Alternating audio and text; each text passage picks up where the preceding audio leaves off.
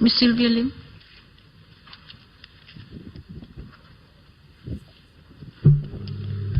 Thank you, Madam. Madam, I have 6 clarifications for DPM Teo. The first clarification concerns the issue of manpower shortage. I think this is not a new issue, and we have discussed this in Parliament for quite a number of years. As DPM mentioned, the first time it was taken seriously in that sense was in 2008, and that was when the House had to face the fact that there were several security lapses. For example, the escape of Mas Selamat, ICA clearing people with the wrong passport and people escaping from court. And now we find that we are facing this, confronting this issue again because of another major incident, meaning a riot. I'd like to ask DPM Teo whether he himself was personally surprised at the Commissioner's statement that in his assessment there was 1,000 more officers needed by the police to be effective. Is this indicative of any communication gap between the heads of departments and the ministers, for example?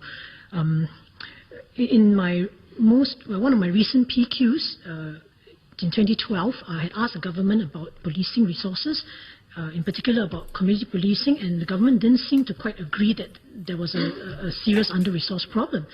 And yet, during the COI, we find Commissioner talking about robbing Peter to pay Paul to find resources, the SOC saying that they couldn't arrest people because they didn't have enough manpower. So I'd like to ask Minister whether he was surprised at this assessment by the CP, and whether this indicates a communication gap, and also whether there is some other more holistic way that the government assesses resource deficiencies rather than to act because of incidents that occur of such nature.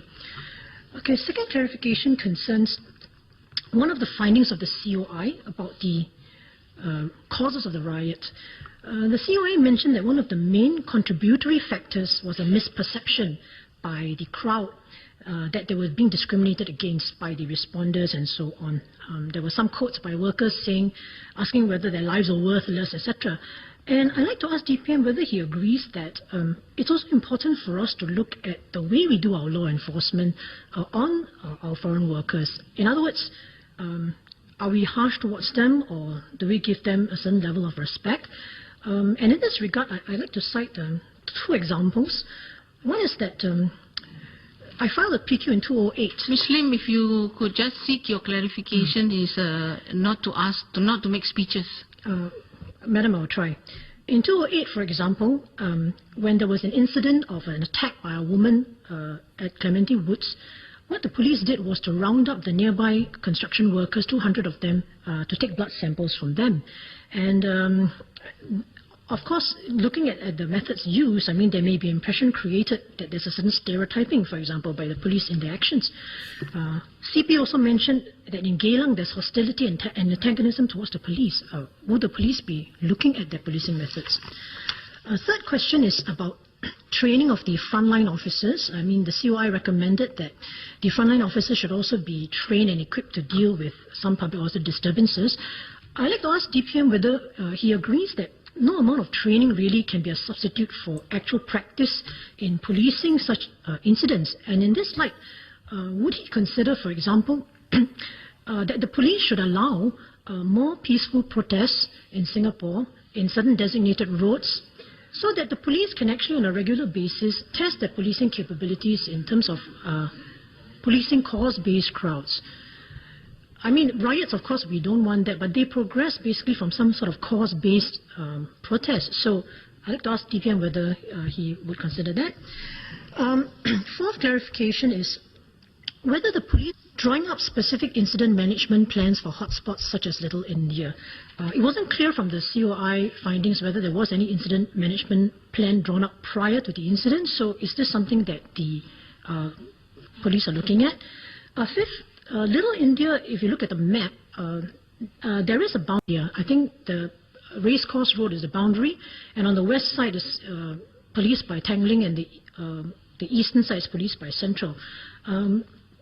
Will the police be looking at whether this can be a complication, as in if something were to happen, who is to take charge, for example, and did this boundary, for example, cause DAC Lu in the sequence of events to try to marshal resources from E Division when A Division sources were actually quite nearby, for example.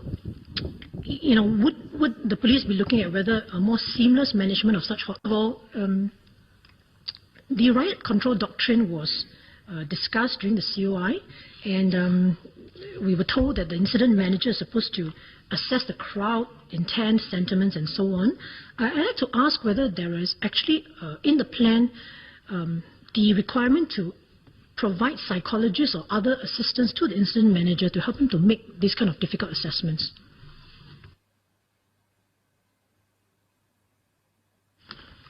I will try and answer the 6 questions that Ms. Lim has raised in reverse order. Riot control doctrine and whether or not the psychologists are used. Part of the training of the riot troopers and the commanders in particular is to understand crowd psychology. But whether we will have a psychologist actually next to the riot control commander to advise him continually, I'm not sure that that's necessary or practical. But they have to understand crowd psychology in how to deal with the crowd. And